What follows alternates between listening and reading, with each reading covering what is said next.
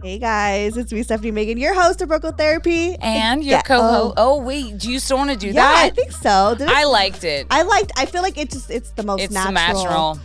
Take 3. Hi guys, it's me, Stephanie Megan, your host of Broco Therapy. And guess the fuck what? It's still your co-host, Rose McAleese. We have your mom on the pod today. We do, which is super exciting because I got to learn a lot about my mom and see her in like a really new, fabulous light. And it was really fun. I wish I recorded your face though when we opened the door. I know. I met a celebrity. It really looked like you met a celebrity, which was absolutely hilarious. Yeah. But what I really enjoyed is that meeting my mom and having her on the podcast, like she was able to open our eyes to a lot of different things, and it explains who I am. You get to hear a little bit about my backstory, origin story, and what she was like as a mom, as well as some great mothering advice. I know. And also, she gave us really good perspective on like womanhood in a different generation. It was a history lesson. For sure. She gets to she was at the front lines of like the first wave, second and third wave of feminism. And so to like see her now here and us carrying on that torch, I think was really inspiring and amazing. And I'm also really glad that you guys got to meet because you both had radio shows. And it was super cute. You guys have so much in common. I know we have so much in common, but also like she's you. Like it's crazy like that she's literally your twin. Yeah. Or you're her twin. So anyways. My twin flame. Well, hope you guys enjoyed this episode. Give us 5-star reviews. Spread the love. And all that shit is there. I don't even know what else to say. There you go. Or there you go. And then enjoy the episode after the break. Growth therapy. It's okay. Be yourself. Okay. Wait, this is a dream come true. Now it's like hitting me because I haven't had a moment to sit down and just like process. I really wish I recorded your face because she looked like she met a celebrity. I did. You are a celebrity. You should see. Yeah, but you looked kind of beautiful and awestruck. Aww. You should go like to the places of the people you worship and say to them, "Oh, I'm so glad you're here." They will fall in love with you. They will give you money because your face wasn't it? It was like radiant. I was like excited. You have the face of a scam artist. You can totally charm money out of people's lives. Yeah. When you said that, your face lit up. It was great. You were born to compliment people. Oh wait, that's a compliment. Yeah, that's actually a huge compliment. I meant it as a compliment. That's the type of person she is. Because I feel like I try to be very complimentary. Yeah, you are. I hope you hold people up really high. And that's one of the things people don't get enough of. People get, everybody has enough criticism to suit them personally. Now, objectively, they may need more, but nobody gets enough compliments. You can't compliment people enough. I don't. Do you? Rose does a lot. Rose does a lot. Yeah, Rose is very words of affirmation. I think that's why we work well together because I feel like we're both words of affirmation. Yeah. Except I'm not a writer. Yeah, fair. That's okay, but you do have great compliments. Thank you. And you also back it up with actions. But yeah, so. And it also makes you kind of seem cool, when you compliment people. I'm not saying you personally, anybody who says something nice to somebody. Yeah. You know what's really surreal that's happening right now? What? Is I'm like, okay, so you're in this studio right now. I am. And you're doing the voice I grew up listening to with your old tapes. You've it's so weird. Oh, The microphone being in front of your mouth, you took an octave lower. Because I did that for years. You don't lose that. You don't break that. Yeah, but you're right. You're right. Is this like a different tone that your mom It is a different tone, kind of. I can get it. Yeah, I didn't realize that, but it's true. I've been so trained to do it for years. Yeah, in that photograph, I was probably talking just the way. I guess for some context, if we were listening, if we put this up, you hosted a radio show. I hosted a talk show when I was like 27 or 28. I did it for about almost 2 years, and I produced it. I booked all the guests. I was the host. I did the whole shebang for this radio station in Seattle called KRAB-FM, and it was a notorious radio station because a landmark obscenity hearing happened because of a show that was on Crab, and so it's like KRAB is in like Supreme Court radio case law. Yeah. That was so cool. The format was across the board. There was anything. There was all kinds of music. There were all kinds of people. There were religious fanatics and left-wing wackos. And the guy, Lorenzo Milam, who started it, he said that if he wasn't offended at least once a day listening to that station, then we were doing something wrong. Yeah, so it's a very cool place. And Brian used to host a talk show on a radio station too. He did. Yeah, in Fresno. In Fresno. B95. Look at you and your cancer bestie. I know. You and Brian have so much in common. Wow. We're going to talk. To talk. Talk and talk. Like Rose and I have been in this room together for 5 minutes and already the oxygen is all depleted. Shut up. It's not even that bad. What are you talking about? No, we're just getting started. Yeah. She's so hot. And you're making, I feel like Steph is so excited. No, okay. She's been wanting you. I'm dream guest. You are like my top 5 like person that I've been wanting on the podcast for so long. Next to my ex-boyfriend of 5 years. And Beyonce. And that's the ex-boyfriend that we call Kevin. Okay. It's like my Kevin and there's Morgan. Kevin good, Morgan bad. Is that correct? Yeah. Okay. Wait, what else do you know? I was like, wait, you do? Okay. I mean, yeah, she watches. Says, like, oh yeah, like my mom watches and she loves the pod. I'm like, okay, cute. I'm like, whatever. But then I'm like, oh wait, and then you're like saying things. I'm like, oh, okay, you're tuned in. Yeah. I have a news flash for you two. You two talk about yourselves on a podcast, so don't be shocked if we know all about you. If we know. Oh no, for sure. She's shocked. I didn't realize you listen. You actually like. I don't know. I didn't. I think it still does make me feel like it clicks. I think when people say like, oh yeah, and they say things, I'm like, oh my god, and it's like, duh, I put on the internet. I have 2 questions for you guys. Like, what is the scene at the Virgil like? I want to know where it's like. Go? Wait, that's part. Yes, I do. But that's question number 2. Question number 1, because I can't imagine a place where you two would meet. How did you meet? Do you not know this story? Know how we met? No, I haven't Mom, watched do you remember that. Jafra that I went to high school with? Yeah. Jafra is a hairstylist. She used to work with Jafra. Is it Jafra? Jafra. Okay. Jafra used to worked at the same salon that Steph was the receptionist at, and Jafra was like, "Oh, I've been on this podcast. I think that you would be really fun on it. You should meet my friend Steph." So you didn't meet at the Virgil. You went to the Virgil together. Yeah. And why does somebody go to the Virgil then? What's the scene? Well, who are those Virgil people? For me specifically, especially at that time, I like always hated going to like the Hollywood clubs. Yeah. Because 1, there's always a line. 2, you always have to wear really like, the bandage dresses and like heels and stuff and like dress code. And like, trust me, I had fun nights doing that too. But like, it's like a whole thing to go to those, you know. But what's like so great about the Virgil is that it's a little bit more of like a divey bar. Yeah. But you still like there is a section that does have a dance floor and a DJ Jedi, that like you could dance and still do the thing. And like it's not about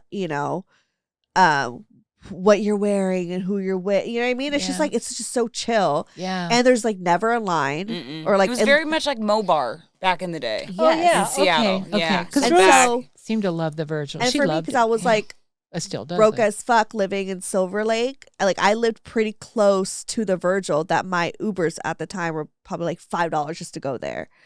So it was like in my area, and it was just cheap and like you could easily go. Cheap drinks. And I mean, I always had a Fireball in my purse. Yeah, that's true. We always figured it out. Yeah. But it was always, you knew you were gonna get it. It was like a guaranteed good night. Guaranteed good time. Yeah. But I also think there is a layer of like, I mean, that's why you want my mom on here. It's like, I think people want to meet my mom to explain like why Rose is the way she is. Because I feel like Rose is like such a character, and that's why like 1, she's one of my best friends and I've like just gravitated towards her, but 2, that's why everyone else has gravitated towards her is the fact that she is like so authentically herself and I don't know, and just like so bold, and I feel like so opposite of like how I grew up and like who I am, but very similar at the same time. Like we're still like had the same values and morals, but we're so like opposite. Like Rose has a lot of things that like I wish I had, and so, and I just like, you just think, Rose is such a big personality. Like where does this come from? Yeah. meet half the source. Right. I was like, where did this personality come from, And my husband Charlie is different in that way, in that he was raised in a very sort of conservative Catholic. Politically they were very leftist because they grew up in Belfast and they considered themselves Irish, which they are, but the British didn't think so politically they're very much on the left, but they were conservative Catholics, and that's he and I sort of butted heads a bit about how to raise them, because I'm just a little more, more open. I just don't think you should stifle children too much. I think so. I guess we'll just start from the beginning. So it's Halloween in the year 1989. Yes. And you're giving birth to a little baby girl, and you decide to call her Rose. I'd already decided to call her Rose. You did? Yeah. Faces. What was the story again? There was something that happened. It's Roseanne my government name. It's Roseanne is her government name. And I had a friend who just died, Gordon Bowker. I just loved him. I worked with him. And his daughter was called Rosemary, and I loved the name Rose. And so Claire was my favorite name, and I already used it for your older sister. And she's great. She wears it well. So I was pretty blasé at that point. I knew that it was easy for me to have babies. So I was like, okay, we're going to the hospital. All right. And I go to the hospital, and not everybody, but more than half were in costume. That's hilarious. There was an Elvis. There was all, and so the doctor was Spider. So amazing. So the doctor, the doctor that was in charge, my OB, she was going to Disneyland. She said, "Well, you better have your baby by 1 o'clock because I'm going to Disneyland." I'm going. I Deadlines, said, "Cricket, yeah. God, Halloween, what a dopey day to have a baby." And she goes, "Don't you remember my son Peter was born on Halloween?" I said, "Oh, it's a great day to have a baby." So away she goes, and in comes this nurse in a spider costume, a doctor. So she had her arms here, and then there's like a little rope, and there's a second set of arms. And they all moved up and down, all 8 of her arms, and it was the coolest costume. And then there always comes this crisis moment where I go, "I'm having the baby, like, not right now. I'm having the baby like a minute ago. So I'm going to have it right here on this bed unless you get me into the labor room." And they're like, "Ah." And they're all in a panic. And she comes in, she goes, "I'm going to just hold on. I'm going to change into my scrubs." And I said, "Well, you ought to keep the costume. You might need those other 6 arms." But she didn't do it. So we like to tell people that she was delivered by a giant spider, which technically she was. Yeah, that's and I just feel like, what a great way to start her life. Yeah. Yeah, pretty much. I also didn't cry. She didn't cry. Right? And so I go in there, and I'm famous. Claire was born in 2 pushes. Oh. 1 push, and the guy goes, "Oh, well, okay, this is going well." I made a really, really loud noise. Mm-hmm. Having babies, anybody told you there is an orgasmic quality to it, because you really, really, really, really, if you're lucky enough to have pushes, you really want to get that baby out. You've wanted that more than you've ever wanted anything in your life. Ice cream, it's just like. And so I got in there, and I've been holding it. And they said, "You can do it." And they have these little handrail grips. You hold them, and I just went.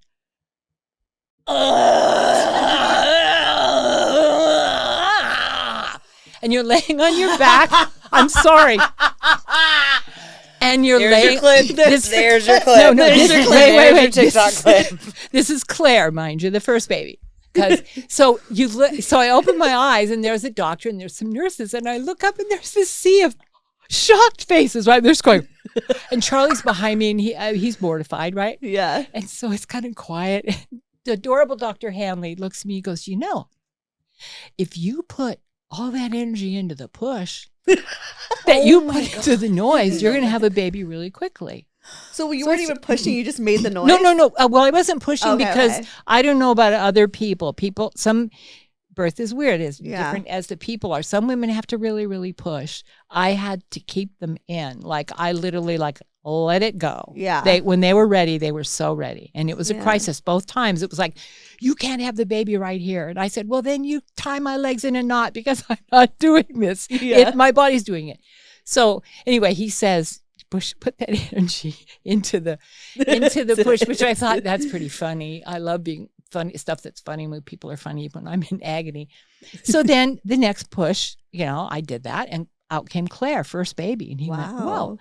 So Rose comes along, right? And so I go in there, and in 2 pushes, I'm going to have a baby. So I give it the old push and nothing. And the doctor, she goes, well, it's coming, it's crowning. I said, okay, good.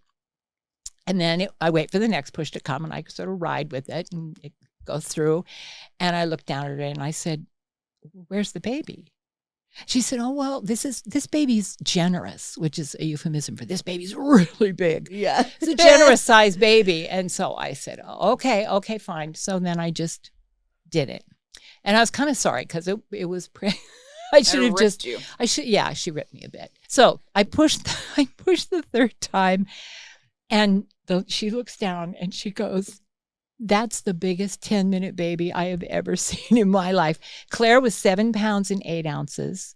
She was 9 pounds and 13 Cute. ounces. It's nearly 10 pounds. Hey. And I did not cry because I ain't a bitch. Well, I got her out so fast. I didn't have time.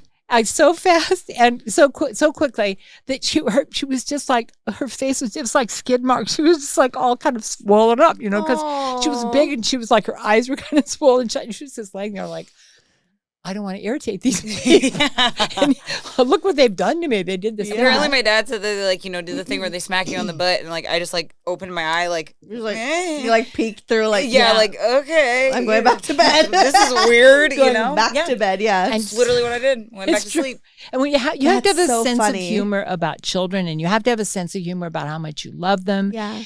And you have to kind of be able to joke about that. And so she looked really awful. She looked really.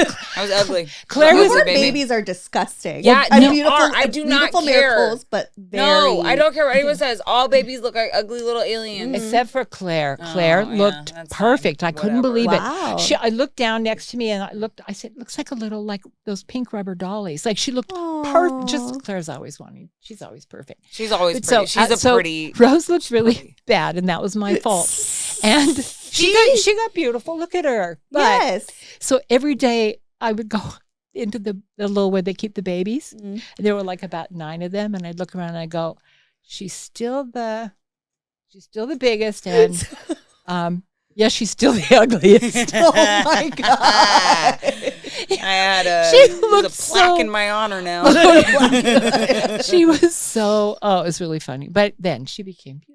Yeah, and then I grew up, and then now thanks. Okay, I know Steph is dying to ask this question. What question is it? There's a couple questions. I think she really wants to know. I think a lot of people want to know about, we made a notice and, talked about at the beginning that you do listen to the podcast, but what are your views hearing about your daughters? Yeah, how does it feel to hear Rose talks so openly about? She doesn't do anything bad. She's never violated anybody's consent. I think it's risky for women to do what men get to do all the time. So I worry about that, about, her, but she's her own person, and she gets to do what she wants, and she hasn't hurt anybody badly. But it feels like hurting other people herself then. Yeah, and I'm not naive. I know why people are shocked by that behavior, but sex is always intimidated people. And I don't know. It's funny. It's our most basic urge, and yet we are the most uncomfortable about it. And I think that's what I like when I first met Rose, and Rose told me about you and how you were just so, the infamous line that Rose always says, have sex like a man, you've always instilled that kind of mentality in her at a very young age. And I think that's to me, it was fascinating because I grew up in an opposite thing where it was I never even had the sex talk. I guess my question is what was your parenting style with Rose when she was younger? It was that way. When they're children, you have to control them. They had boundaries and all that, but there was always that. I talked to them like they were people, not grown-ups, mind you, but I just talked to them like I would talk to ordinary people. The topics would not be controversial, but I would just look at them and talk to them that way. And I treated them like grown-ups. And I think, I don't know, that just works. And I think a lot of people are too obsessed with their children and too parenty, or the ones that think every little adorable thing they do is adorable, which is awful. You know what I always say? Oh my God, I might be that parent. I like all these little, what? I might be that parent. Okay, then because that's what I want to talk about too. This is the advice. Then this is the advice, because I always tell the people that worship their children. I was my generation especially, I'm not talking about you, but that thing general, that you're talking about where people lean. I always say that too many parents just worship their spawn, right? This is my baby. And the thing that I always used to say at dinner parties was, having children is an act of vanity that is its own punishment. Yeah. Because you go, oh God, I think I'm just going to fill the world with people just like me. And then you go, oh, that was a bad idea. Because they're flipping all your stuff back at you. Yeah. And so I raised girls that felt comfortable asserting themselves, including to me. So it's much easier to suppress your children, I think, and sit on them, and they will never give you any grief. They may go away and then hate you the rest of your life. But so that, that's the thing that parents need to realize, is that a lot of them had children for themselves. And I don't think that's a sin, but don't then begin to act as if they belong to you, right? Or they are territorial, or have projection on them to think that they need to be a certain way when that's not. You have to let them grow on their own. And I have to say, she and I are both writers, and we're always editing each other. So she always says, have sex like a man. And what I actually said was, whoa, correction. No, but that, there's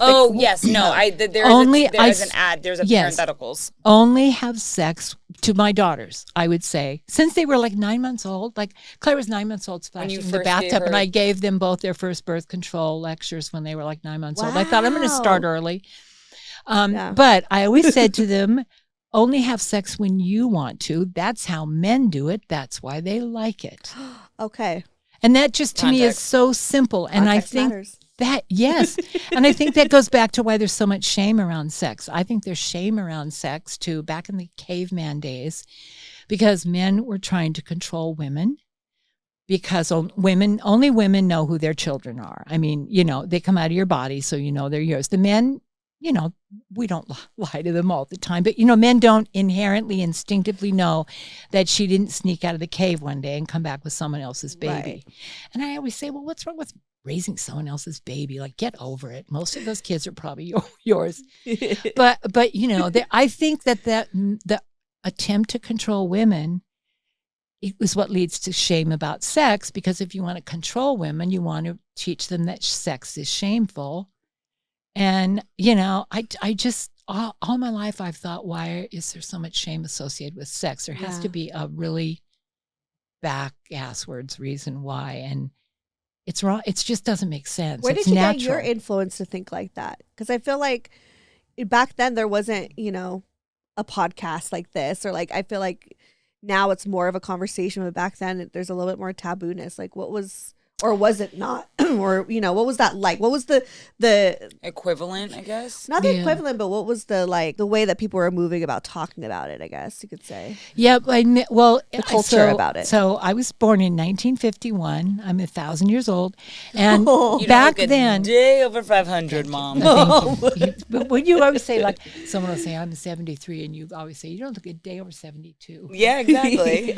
But anyway, so back, my father was a feminist and didn't know it. I mean, my father absolutely treated, I had 2 brothers and 1 sister, and he treated us the same. And he always told me I could do whatever I wanted. It absolutely just came through. It wasn't, he made me believe it. And I was a reader. I was the only really voracious reader in my family. I just started, my mom taught me to read before kindergarten, because I kept asking both of them, what did the newspaper, what's it say? What's it say? And my dad finally said, go get a phonics book and teach her to read. She's driving us crazy. So I read a lot, and I wasn't supervised in my reading. And so the only one time in my life my father gave me a hard time, I was reading The Grapes of Wrath. And there's a scene at the end where there's an old man who's dying, and this young woman, Rosa Sharon, she nurses him. She just gives him, and she gives him breast milk. It's a little creepy. Yeah. Right. But I mean, see, there we go. It's a metaphor. I just said that when I lectured about being shameful about sex, and then I'm calling that creepy. It's all ingrained in us, and we're just trying to reprogram it. Yeah, and it's a beautiful thing. But so there was a lot of scandal, and he saw me reading it and said, "We're reading that book. It's whatever. It's controversial, disgusting about sex and whatever. And it just a little bit of it is. And I said, Dad, I've been this is like about the 5,000th book I've read. It's too late for you to worry about that. But so it was just voracious unsupervised reading by people who didn't know. And like I discovered that racism was still alive when I was 16 and went in the library and pulled out a James Baldwin book and just sat down and went, oh my God, it didn't end with the Civil War. Now, I'm from Montana. I went to high school in Spokane, so don't shame me because I was that ignorant. Oh, no, trust me. We thought racism was solved when Obama was in office. Yeah, right. So, we're all So we had our version of that. We had our version. June 2020, Mom. It wasn't that long ago for a lot of people, Not that long ago. I come back from college and I'm a Marxist. We learned about that. I explained Marxism too. I've been reading Frantz Fanon, and and my dad is like, oh God, it's a phase, and it kind of went out of phase. But I'm an empathetic. I'm not an empathetic. I'm an enthusiastic anti-capitalist. But put that aside for a moment. What? Put that aside? Are you kidding me? No. But so now you get it. Here's it's the feminist thing again. My father was a male parent who really respected and paid attention to my sister and me. And so I had that. Were like one of two, like.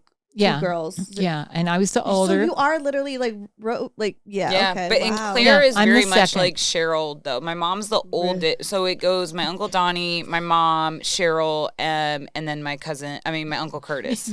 He's more like a cousin mentally. He's a kid. He's like a kid. But my mom was the second, but my mom and I are so similar, and Cheryl, it was beautiful. Like Cheryl was very much like my sister, very feisty, very like boys, had to beat them away with the stick kind of things. And so there was also that kind of dynamic, I feel like, too. And they weren't interested in me until I got to college. And Cheryl she was like peeling them off her, and she was really amazing. But she was the younger one, but more bossy, more controlling. Like I was like, whatever. And she goes, no, you should be doing this or that. So even though she was younger, that was her role.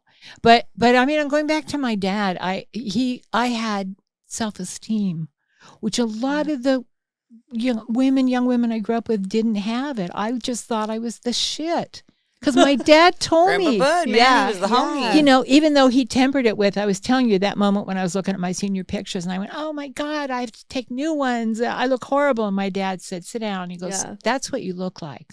Aww. That's what you look like. I think you look great, but if you don't, I'm sorry, but that's what you look like. You have to learn to like that, love it regardless. to love that, Wow. But so that's why, and I don't think that I don't ever feel like he restricted how we behaved. How about I don't your have mom? memories of that.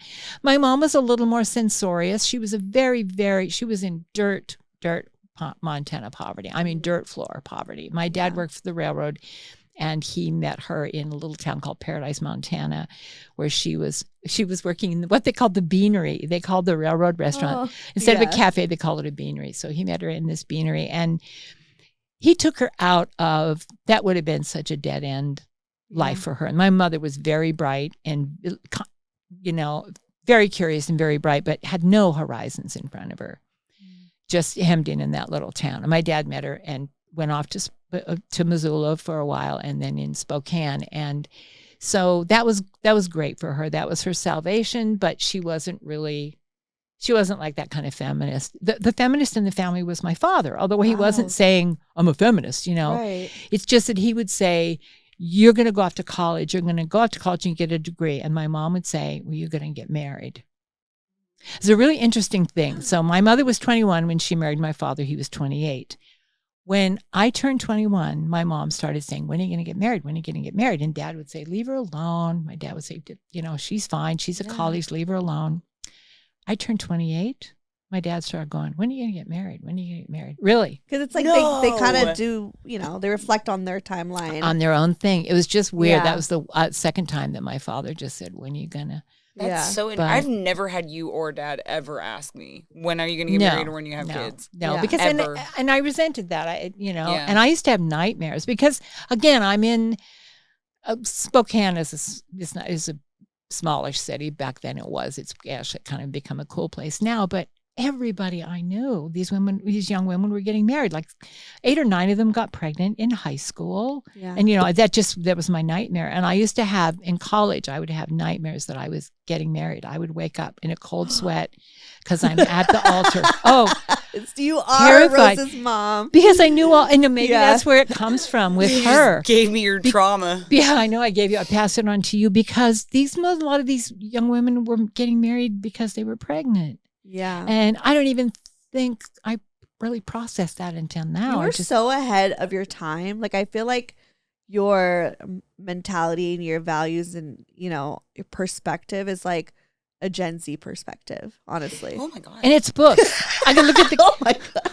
Yes. I know. You too. Yeah. You do have a Gen Z perspective. Okay, Mom. Well, when that wasn't invented, nothing's new, right? Nothing is ever new. There's cycles through things. And I grew up a hippie, and that was a very kind of, that was the. Gen-Z-esque. I finally, I kept telling people I was a geriatric virgin. I was 20. Oh, I was 20 because I was such a bookworm and such a nerd, and I went off to college. And the other thing I'm grateful for, we were talking about that tonight too, was I never had sex. All you teenage boys out there, please forgive me. I never had sex with a teenage boy, and I am so grateful. I think that's why. It must be awful.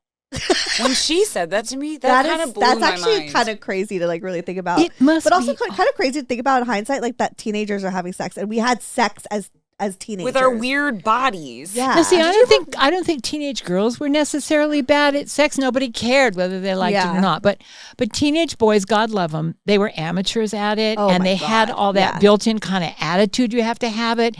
That when a girl sleeps with you, instead of sending her an engraved thank you note, you go tell all your friends that she's a slut. No, they're awful about sex. Maybe they're better now, but when I was in high school, they were just awful about it. They wanted it, and then they shamed women when they had it with them.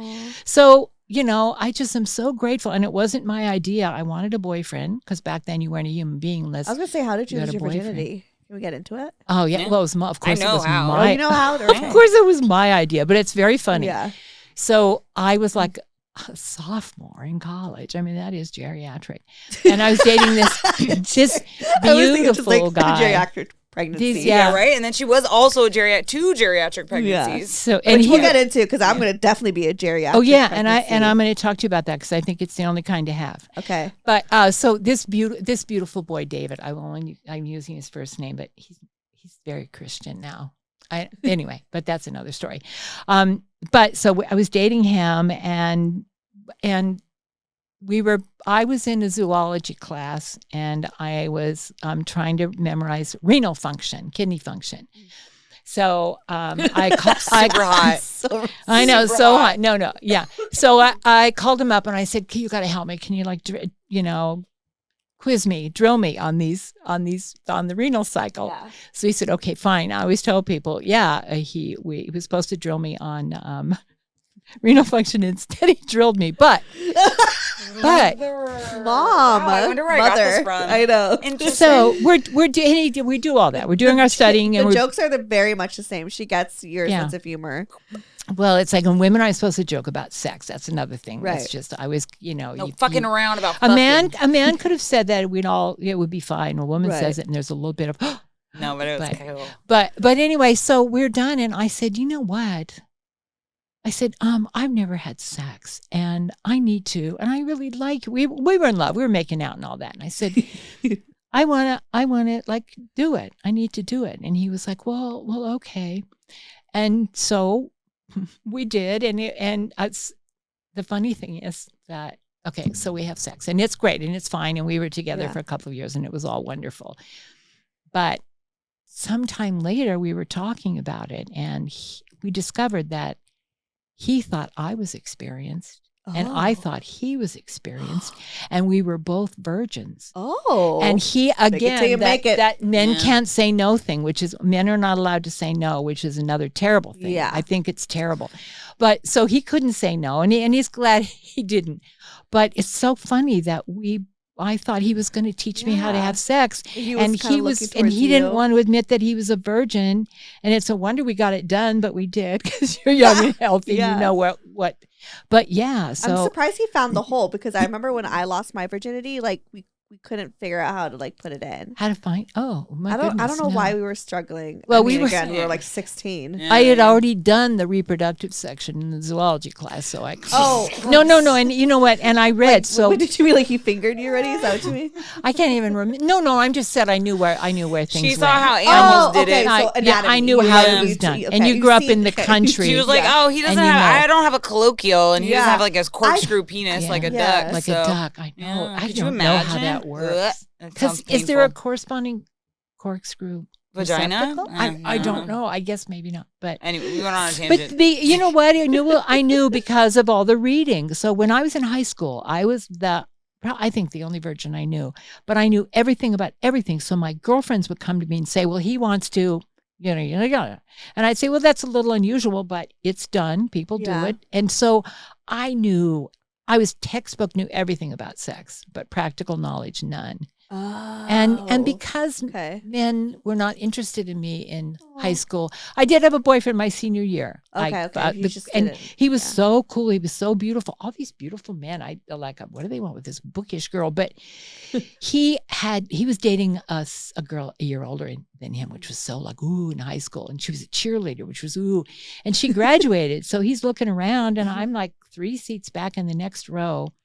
And he starts talking to me, and I didn't even notice he was cool or anything because my head was in a book. But nothing happened because all that. Yeah, and take I went the glasses off, get your hair straightened. Everybody was you're dating David. He was also called David. You're dating David, and I'm going like, is David cool? I literally the practical world was just a blank to me. But so I never had sex when I didn't want to.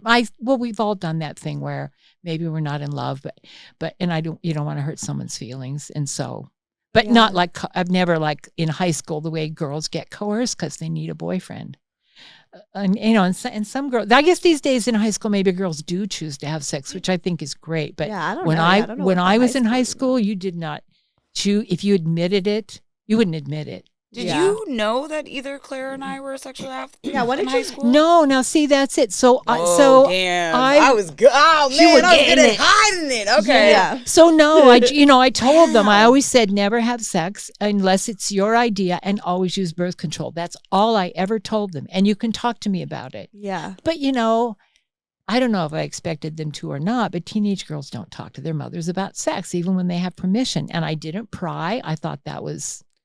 And again, I was not a sexual daughter until I was away in college. So I didn't really. No. I just didn't think that my daughters would be sexual and not tell me because I was pretty open about it. And Roseanne. Oops. And what? And because I was. I know, but you never told me until way later. Well, when I told you. Well, when I was like 20. Oh, and yeah. You were like, and you're about to start having sex. And I was like, Mom, I've been having sex. So kind of what you do with the whole, like, did you get married at that age? Exactly. You started saying it. Oh, shit. That's why. Yeah. And that was her version of it. That was her version of it. Yeah. And I didn't know. And then actually, well, no, I'm not going to invade her privacy, but I had an opportunity to invade Claire's privacy. And I actually discovered something, but she was fine. And she was moving along, and just some evidence on paper. Oh, well, I've talked about it. And I knew her, so I went to our doctor, she was a woman doctor, and I said, by the way, I saw something, and I wasn't like snooping. I just despised that. I was just downstairs and went, oh, and so I said to our doctor, I know this. I've found this out, and I just want to let you know it's fine. And she said, I don't care because it's none of your business. So I didn't really care that, she didn't get mad at me. She goes, I don't need you to think it's fine. But you remember, because I told you at some point about my abortion when I was 16, but you didn't tell me until many years later. Many years later, but I did use Claire's name at the Teen Life Center on Madison and 23rd. Shit. Well, that's because I would know, and they wouldn't have been it because Claire would have been out of high school. But like me and her have talked about that too. But just in the sense that like it wasn't like that's either our of us. Rose. There you go. He knows. Watch the birdie. Over here's the distraction, and this is what Rose is really doing. Yeah, exactly. I got away with a lot, but there was not a lot to get away with. Because your older sister was more rebellious. She was doing all of it. She was kicking it. But what happened, so it is, I guess it's kind of embarrassing to me, either the way I treated them failed or succeeded, because I'm kind of embarrassed that I had no clue. But I thought if they were really, really in trouble, they would have told me. And what I turned them into were the kind of young women who took care of it. And nobody they didn't want to know knew, including me. And they seemed fine. You know, they had the usual teenage angst, but it wasn't like... Oh, yeah. How was Rose like as a teenager? Oh, well, as a teenager, she was really chill and cool, but because she hid it a lot. And it was only after a really difficult breakup that I saw her spin out of control. Aww. And that she'd been kind of holding it in. And I don't know why. How old were you when that breakup happened? 24. Okay. Yeah, and that's the first time. But she was always just kind of the easier child. Yeah, and she had a series of really good boyfriends. I like them all. I love boyfriend number one a lot. Funny you say that, because I wanted to go through a list of gentlemen, and I wanted to ask your opinion on them. Okay, because we don't have nicknames for all of them. My favorite is. It's Jamil. Okay, but there you used a real name. Well, he's old enough. That's a fake name. Yeah, exactly. Right. He's not but called I feel like Jamil. Because not all of them have names, I've written the names down for them to be like, I'm going to call this person whatever, but I'm going to show you the name to be like, what's your opinion? But obviously, we all know. So Jamil was my high school boyfriend, who I lost my virginity to, who was the sweetest human being in the entire world. He did, I got pregnant when I was 16. He did propose to me because he was like, I want to make an honest woman of you. Right. And do the right thing. Do the right thing. And I was like, no. And I broke up with him, and he went off to college, and he met an amazing woman. And they have 2 kids together, and they're married. And, I was invited to the wedding. I respectfully declined. So they he lived a very great life. He's an amazing human being. Ideal, literally the man I compare, I think, every man to. Yeah. I think that's, like Kevin to me. Yes, and exactly. Kevin is married with 2 kids now. Yeah, it's very much things. He's always... I'm going to call this... look at my microphone. I just looked. Do you want to pull it? No. Maybe do it lower? No, I just sort of... I don't have the wrong glasses. My glasses. Anyway, okay. My glasses, that's what it'll be. I'm going to call... So he's my favorite. He's your favorite. He's my favorite. I want your honest opinion about this guy, but we're just going to call him Burger for now. But who did you think of this person? Yes, okay. I was going to call him Skateboard Kid. Okay, Skateboard Kid. What did you think of Skateboard Kid? He was my second favorite. Really? Yeah, because he seemed like he was, again, I grew up in the hippy dippy 60s, 70s. So that kind of little lost boy, he had a house with 5 8 younger guy roommates. I call them the Lost Boys. And I used to live in that house. Ew, and I just didn't, you Smelled. seemed fine. And again, I raised you to both to say, if you were in trouble, he was, because after that, we have my least favorite. So because I was about to be like, what did you think of? Okay, we'll call him Uncle. Okay, we'll call him Uncle. Or Uncle, because he was so much older than me. Yeah. He was 15 years older than me. He was my least favorite. One time we were in the car, and I didn't mean this as a judgment, but you got so embarrassed. But we were driving, and he was in the car, and you were in the car, and I said something about him, and I said, well, what's his uncle? Uncle Pervy. Well, he's a pothead. That's because he's a pothead. And you went, Mom, you didn't say that. I said, but he is, and you are right, and I'm not judging. I just it's like he's you're a tall. pothead. Yeah, he's a pothead, and so that's why. And it wasn't a bad thing he was doing. I just said, well, that's because he's a pothead. So, honey, if there was somebody that's better than Skateboard Boy in your mind, who? No, there isn't anyone. I don't think it's not that I think that anyone's better. I'm just curious because these are guys that were in and out of my life and everything. So this is. But he was so much fun at the Obama party. Remember, he came. Skateboard Boy. Yeah, Skateboard Boy. We had an Obama party. I liked him. Should I not have liked him? No, I'm just shocked because I just was like, he was I feel fun. like me and him were also so unmatched. Also, when Jackie and I talk about that time, it was just kind of I dated him immediately after high school. Okay.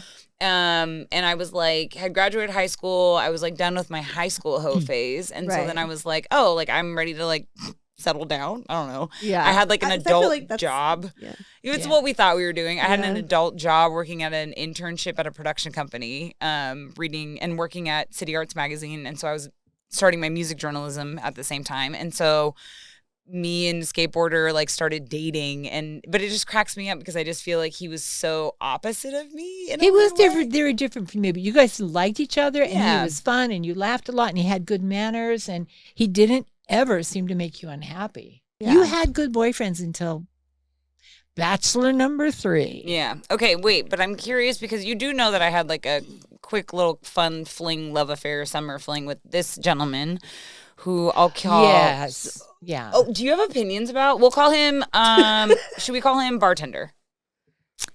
Did you not? Because you've not complained much about things, but did you have a moment where he frightened you? Yeah. Yeah. So that was he put his hands on me. That was it. Fuck him. Okay. I just want to make sure it was him. Yeah. He did put his hands on me. I don't really care if he's a Nobel Prize winner and, feeds starving children. Fuck him. Yeah. Okay. Aww. Okay. No, that does And then, not of course, what did you think of Moscow?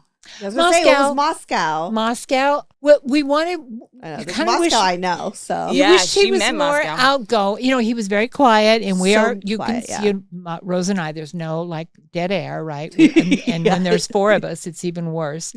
So people always say, "Oh, well, he should talk more," and I go, "Well, yes, he should, but what the hell chance would he have?"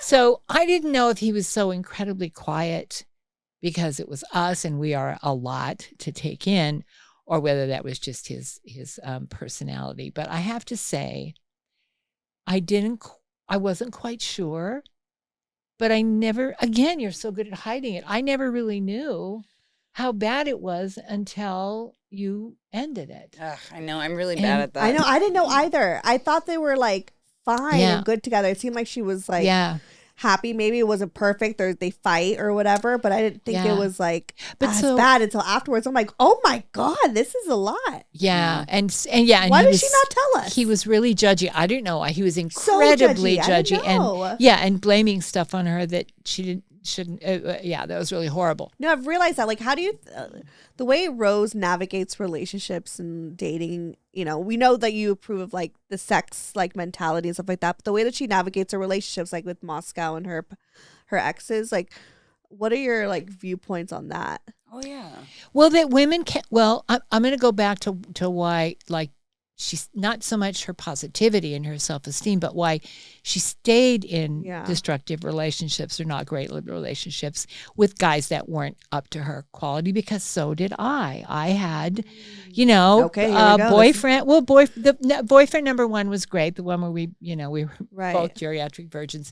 But then he came from a Christian background, and he got went back into the church and wanted me to come with him. And I gave it an effort for 2 weeks. I did. It was hard. He took me to these crazy churches where people spoke in tongues. I don't mean to be judgy. I'm sorry. Churches that were not my style. Yeah. Anyway, and so he was fine, except that I couldn't have done that.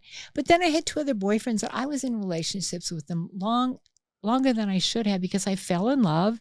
And you just start settling. You just start putting up with stuff. And just because I'm assertive and she's assertive, doesn't mean that we both haven't done it. Women are taught to settle. And even when you're fighting against that and you're really aware of it, like, I'm not going to settle because they want me to settle. You do. Yeah. And so most people would say, Rose, why would Rose stay in a relationship longer than when it was good?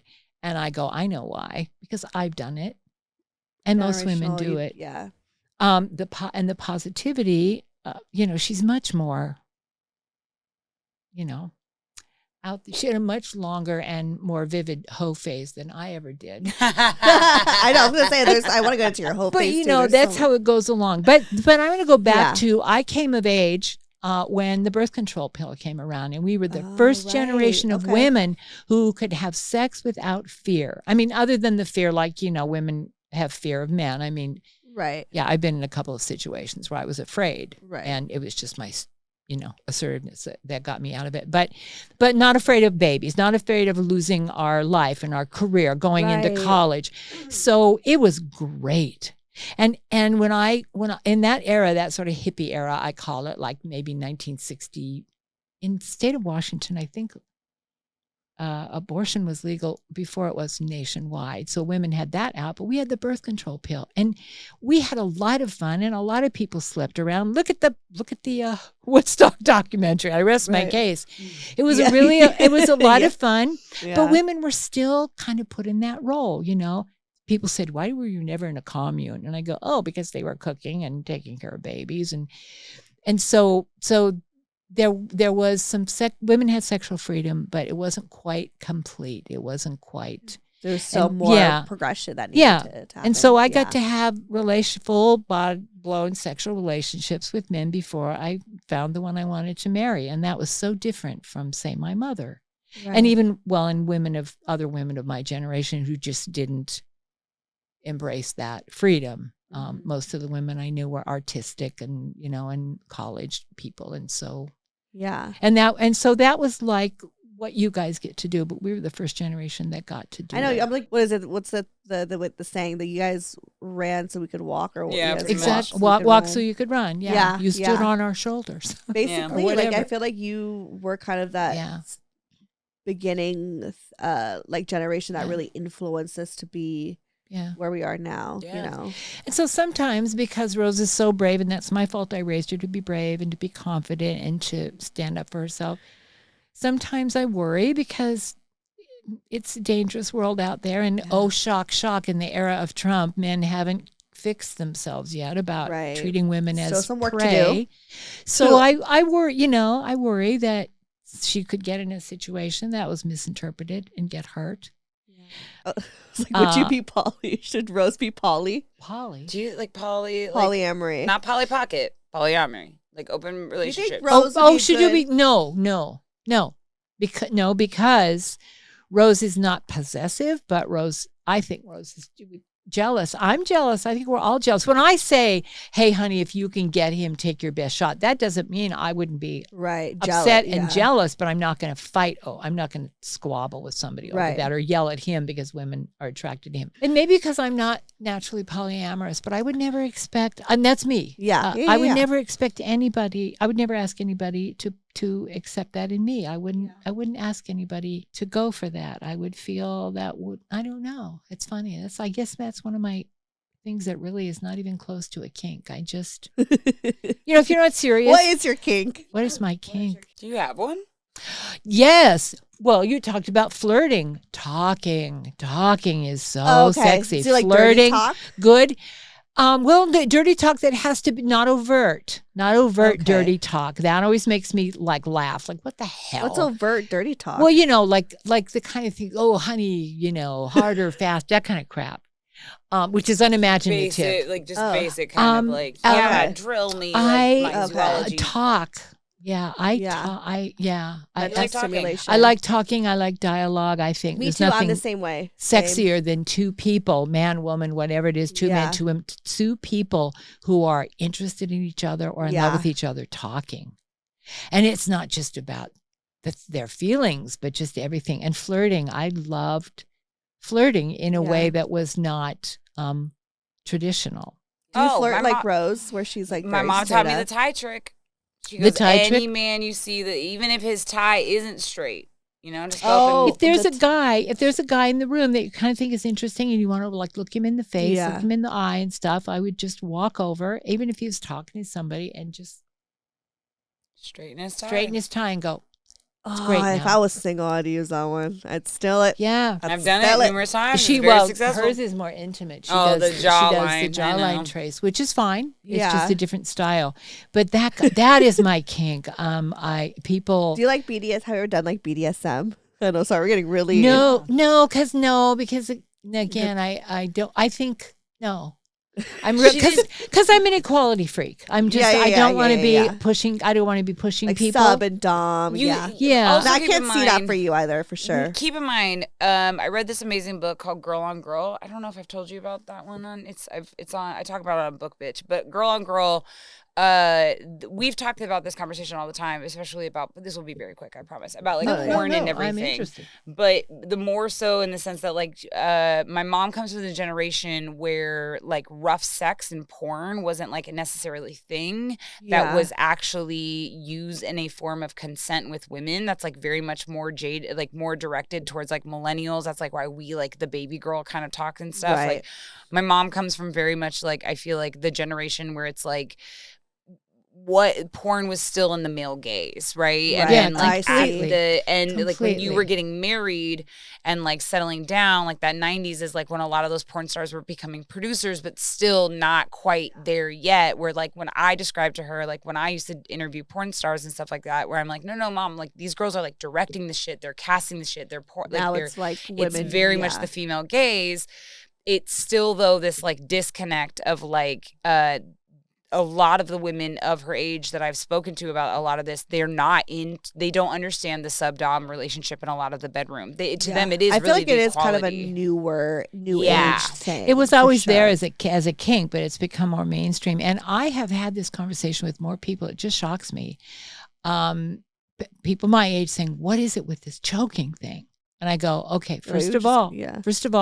I don't get it because it does scare me a little, and it takes a lot of trust. I think you really have to trust someone. I don't know very many people I trust enough to let them do that. Yeah.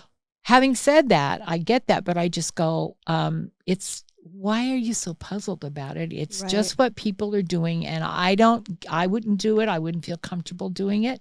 But why are you all so, and then they're shocked that I'm not condemning it. And I'm saying, I think it's dangerous. I think anything that's physically dangerous requires a lot of trust. And I'm cynical. And I think, I don't know.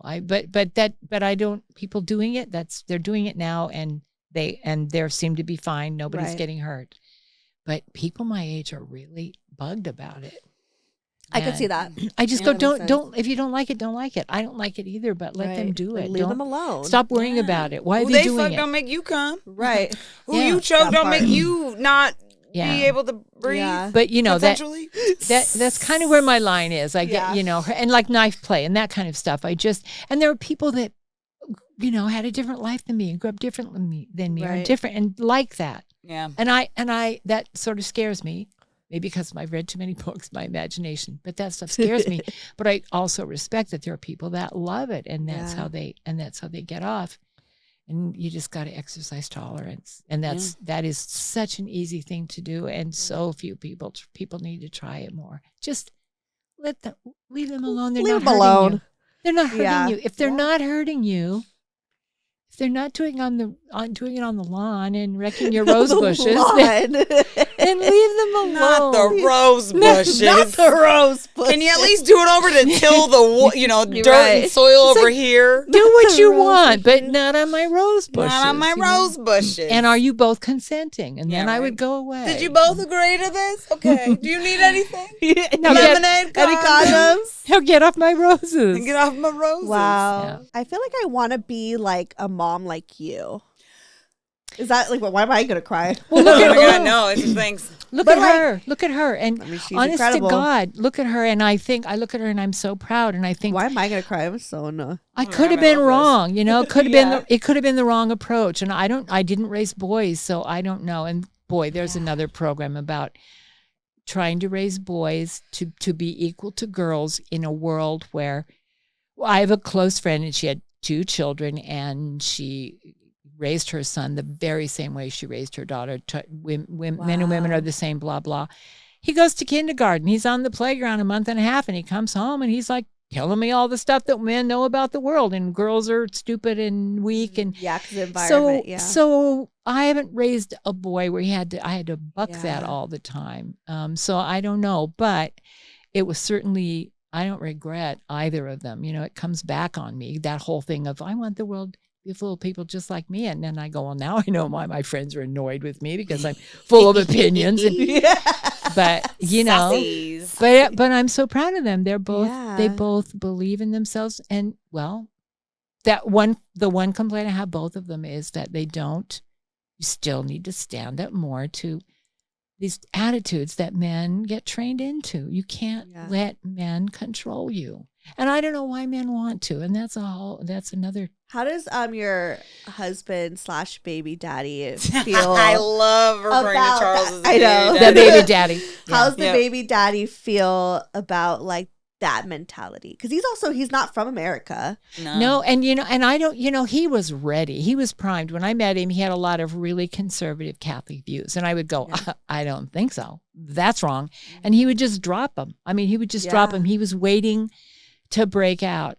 And he, I married him because he was the most solid individual. I knew he had a heart. He had a lot of problems. Irish culture, drinking a lot of bottoms up drinking. He was not that kind of alcoholic that can't stop drinking. He was that kind of. Well, the Irish, they go out on the night that they go out and drink. They drink everything in the damn bar. They just get Pilotic, as they call it. Why is that part of the culture, I wonder? I don't know. It's cold. And not that there aren't warm themselves up. Maybe. Yeah. Not that there aren't those kinds of alcoholics in the Catholic culture, but you just can't say no. I remember once I was out drinking with him and a bunch of his buddies, and everybody does the round. Like, okay, I'm going to buy this round, and then Cliff is going to buy the next round. Just like the culture. And so one of these guys said, I'm buying the round. What are you having? And it was like the third round. I said, really, nothing, Chevy, nothing. And he goes, well, do you want the money? Shut the fuck up. Is that what Chevy said to you? Yes, because there's only one reason to turn down a drink is that and I'm going, you guys, you don't know when to say stop on any given night. Yeah. And the hand keeps moving to the mouth even when they can barely stand up. So he was in that, and that was difficult. And that, and I don't take that crap lying down. So he and I would have fights, and I would that was something you guys would fight about. After him, absolutely. Going out with his friends. No, because he's finally got the message that, and he's no longer a bottoms up drinker, but he simply, once he started, he wasn't drunk all the time, but once he started, that on that particular evening, it was considered somehow abandoning your culture to stop. It was really a cultural thing. It is. But that aside, was the most solid citizen man. He had a heart. I could just tell. I just went, this is a serious man. Yeah. And he's younger than me. He's nearly 7 years younger than me, but he was the most grown up man. I dated a man. Well, I dated him. We didn't ever have a thing. Who was 24 years older than me. Very briefly, and he wasn't as grown up. Tried to propose to her many times. Can you tell us the story? A lot of a lot of them did, but I don't. I'm not flattered about that. I think sometimes men propose when they think you're just about to I've never been proposed to. Oh, I think they. Well, see, here's the thing. I've never taken. Not missing anything. Not yet. I've never taken a proposal seriously. Fair. I went off to New York. So I went off to New York, and the way I go off to when Charlie and I were first dating, it was like. Well, let's see. It was February because I was going to stay with my agent, and we met in June. And so I went off in February. So I go off to New York, and one of my friends, old friends, a guy that I also dated, but he just drove me nuts. He was like the first program director of MTV. Oh, wow. And then he was the program director of WNBC, which was the biggest radio station. And he knew Howard Stern and Don Imus. In fact, Howard Stern. So he was rich. No. He was just very. He was a very powerful. You're thinking of. Game show guy. Not game show guy. Oh my god. No, this guy was a DJ that I met in Seattle, and again, women fell all over him, and they weren't. And he read a lot, and I read a lot, and he just decided he liked me because I was smart, and he was just like you look at the men and you go, well, look at me, you're in love with me because you don't know who I am. But anyway, back to Charlie. So this is the one, the future baby daddy, and I go off to New York, and one of the people I'm hanging out with is this guy Kevin. He's passed away. And, like this big, powerful guy in New York, and the other one owned Esquire magazine. Wow. So, and then I flew out there with Tom Robbins, right? Who was like, a huge author. The big deal, who was an old friend. So, he freaks out a little bit, as you would. And I just didn't think about it because those people were, my relationships with them were what they were. They were friendships. Esquire magazine, I didn't even date. We were just friends. But so he called me and we were talking, and he really missed me, and I really missed him, and he proposed. And I said, "Oh my God, we've only known each other 3 months. I mean, what? No, absolutely not. Not because back then proposed sooner. So it just felt like a little bit of like trying to really, trying to be like I'll give you everything. Let's get married. And I don't blame him for that. And so I said, no, that's not going to happen. We don't know each other. Right. Well, then 3 years later, we've been living together for 3 years. And I say to him one day, I'm going to have a baby. I need to have a baby now. So do we need to be married? And he goes, my mother, yes, we need to be married. So we got married, but, so then I always say I proposed to him, I guess. I don't know. But wait, that's with the baby daddy? Charlie, it was Charlie, my husband, my baby daddy, who called me in New York and said, "Will you marry me?" And I said, "No, we've only known each other 6 months." I see. And then 3 Too months, soon. 3 years 3 later. years later. So then I just talked him into kind of we moved in, and 3 years later, Where I did said, you guys meet? That's an interesting story too. But 3 years later, I said, I'm going to have a baby, and like women can have babies when they want. Men, it's not like they're going to stop. Yeah. Yeah. Guess what? I'm not going to use protection. I'm going to have a baby. Do we need to be married? And he said, yes, because of his family. That's funny. Crazy we mom. need to be married. And I said, okay, fine. I think having babies is, and here's where you come in. I think having babies is a great thing when you're ready and you want it and when you're old enough. But I think getting married is legally kind of like, I don't know, why do we need it? I feel like I relate to you so much on this because I feel like that's what like me and Brian are kind of at, because I do see the rest of my life with him. I'm like, I know he's the one. I love this man. Like I like immediately was like, this is the man that's gonna be the father of my kids, But to me, marriage wasn't really like this like goal I needed to have in life, Yeah. And but to be a mom was something that was like, I always thought the same way. Yeah, but it was just, but I never like wanted to just be a mom, like just to be a mom. Like, you know what I mean? Like I felt like even in my 20s, I remember thinking like, am I ready to be a mom? Like, could I stop drinking for 9 months? And I was like, I couldn't even if you're asking yourself that question, you're too young. Exactly. And then so I was like, no. And so then I was like, I knew in my 20s that I was not going to enter that phase of my life. Like I knew it was going to be for my 30s and whenever I was ready. And so, and for the right person. I wasn't about to just have a kid with anybody.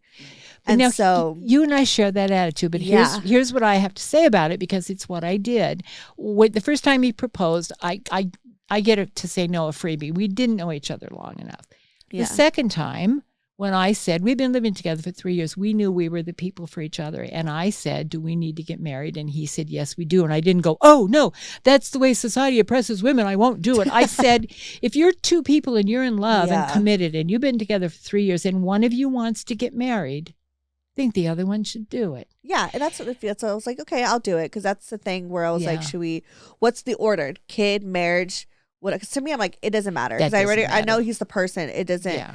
And so, but to him, Brian it's like really important to get married first and then have a kid. That I was just like, all right, fine. Yeah. Like, we have to find that middle ground. And we didn't get married because Charlie was this big, at that point in his life, big, you got to get married guy. We get married because it would help get peace in the family. And as Rose can tell you, it didn't help make peace. Well, it didn't help peace in the family. And also you got a green card out of it. So he did get a green card. He calm down and relax. But he was ready but he didn't get married because, again, he thought we should get married. He got married because it was just going to be better for, and people would shut up. Right. But we both now say to people, if you're in love and you're committed and you want to have a baby, if you're in love and committed and that baby is everything to you and you will sacrifice your life for that baby, boy, that's a cool thing. Marriage, maybe not. So we really endorse the urge of two people to raise a child together. We just really are romantic about that because we loved it and we both wanted to do it. And so we were kind of 100% on that. We're married still, but we both say to people, marriage, I mean, really, it's a construct. It's a legal thing. Right. It does make things easier if someone is sick and you go to the hospital and you can't see them unless you're married. And we're fine with being married, but we're advocates of having children. And I think honestly having children is more of a commitment because you can always divorce. Yeah. you know. And you've got to get along then. Because if you don't, boy, I'm going to come and punch you in the face if you have a child and you're fighting, or, you know, hating each other. Right. Yeah. Exactly. That's awful. That's awful. Yeah. But so, you know, so that's when I think about it. I would love for you to also talk about, because, you know, Steph and I were having a conversation about how, so you were in this moment, which you talked about in your New York trip, and also you had this like book deal, and you had basically this potential sliding door moment where you could have had an entire different career. You could have had this book being published, and you were in New York, and you had basically kind of this metaphorical contract that you were going to sign to like go on about this world. And you were like, no, I don't want to do this. Hopped on a plane, flew back to Seattle. And then you basically were like, I want to be a mom. But then you were then able to still have what I think would have been your third or fourth career. I've had many sliding door moments in my life. We all have. I mean, game show guy. Yeah, I know. I would have been living in. He's dead. He's dead now. Yes, he's dead. Can we now. say? Do you feel comfortable saying his name, or should we? Yes, because you know his daughter passed away either from drugs or suicide. Yeah, it was Chuck Barris, The Gong Show. The Gong Show and The Wedding Show and all that stuff. Him and my mom, like we're very good friends. Yeah, and I didn't Newlywed Game. He came up with that. Yeah. Very big producer. And I didn't. Then there was a movie about him, and Rose kept calling me saying, "Is the girl that Drew Barrymore? Is Drew Barrymore you?" And I said, "I think she's a compendium of all the."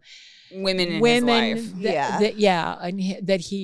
But anyway. But you had this like moment or whatever. But you know, Steph was like, we were talking about, you know, Steph wants to have wants to get married and has a kid and wants within to like continue the next like couple years, like, and but like continue her career. And I was like, you know, the best thing about mom is she did that. You were pregnant, you worked at Heckler Associates, you still continued doing your amazing job. You still had a career right up to the day before they were both born.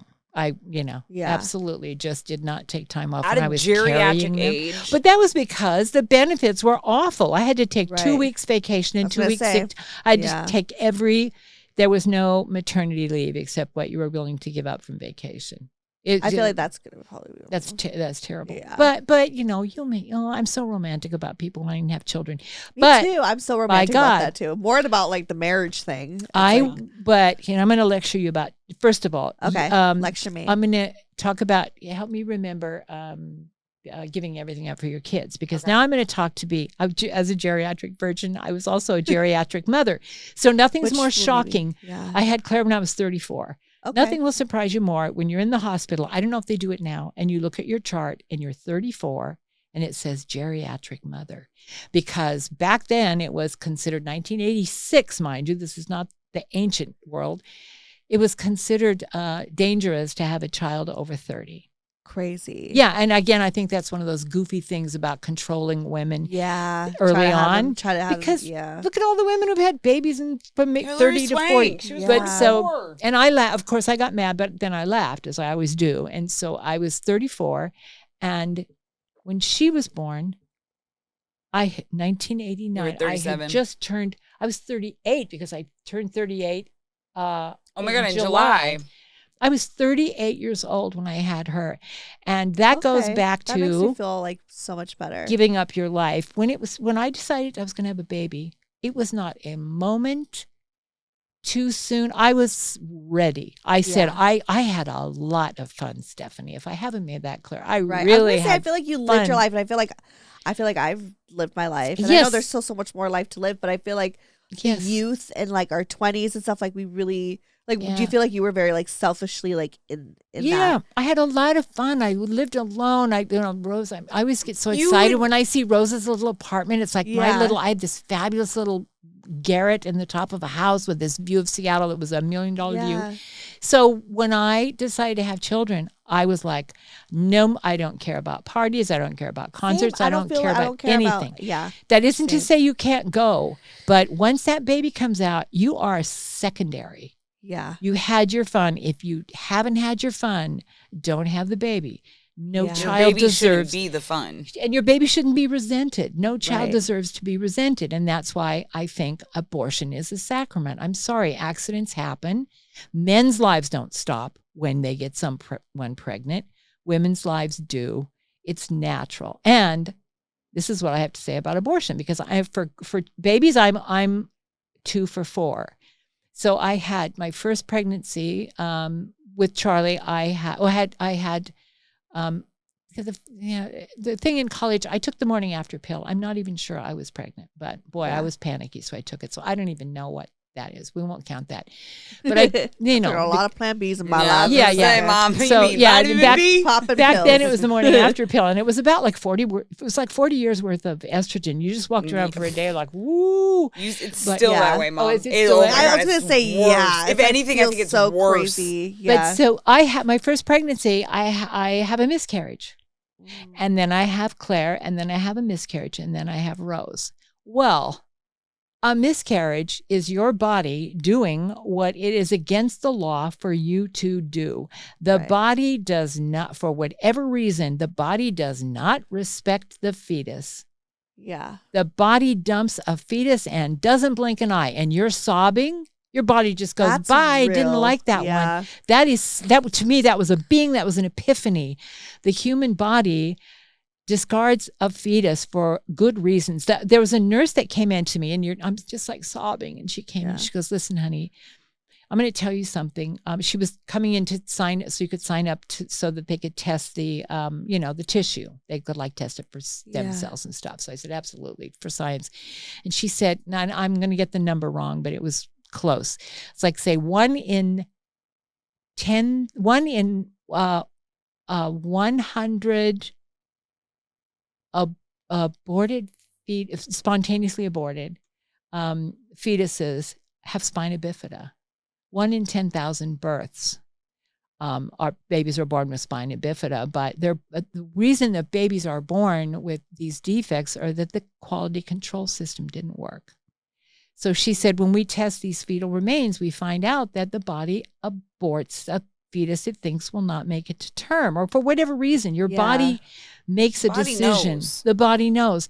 And so I say that abortion is not a moral thing. It's not a moral conundrum.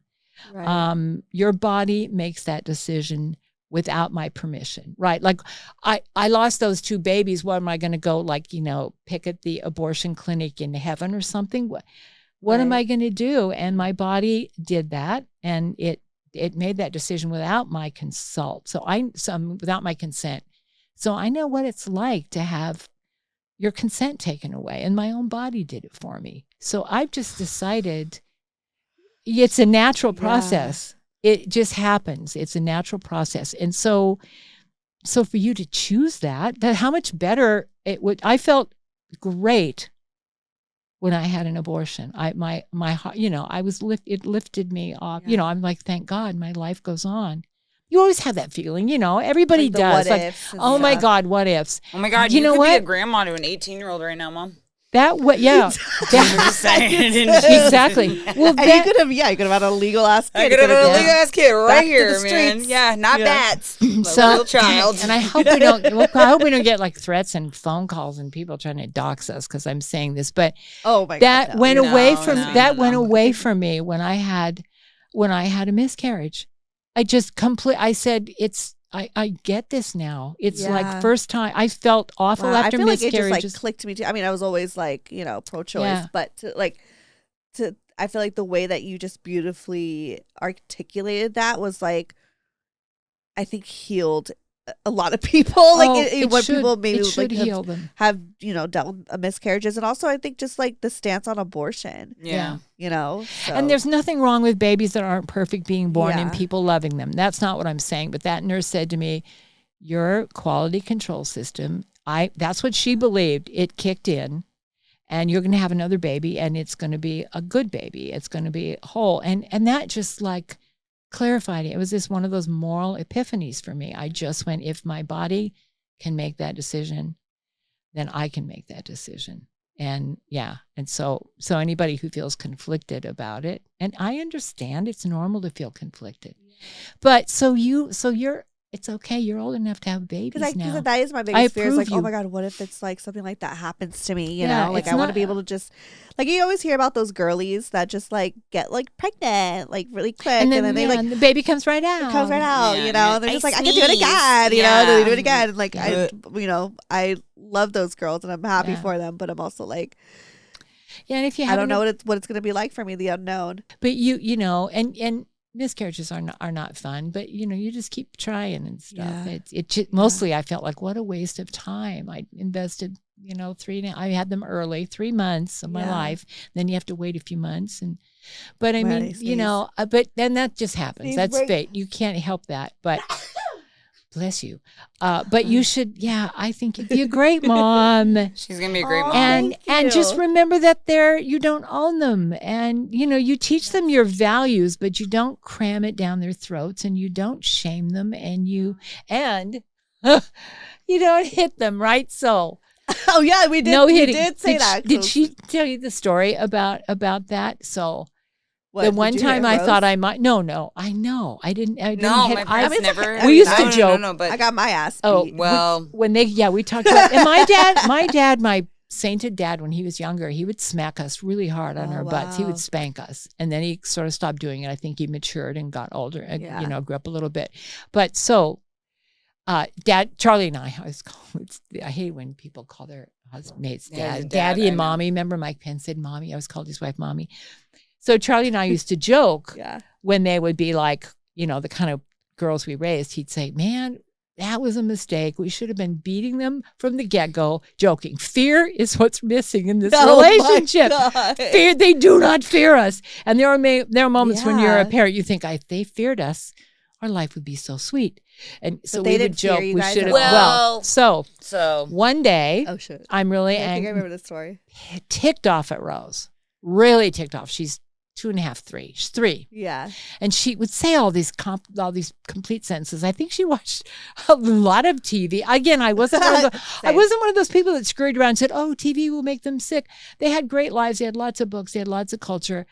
I didn't stress when they watched TV. So when I heard her say these things, I would think she must have got that from the television set, because she couldn't even read. But so I'm just furious. Rose, I'm so mad at you. I'm so mad at you. I could go up the stairs, go up to your room. I don't know what I'm going to do. I'm so mad.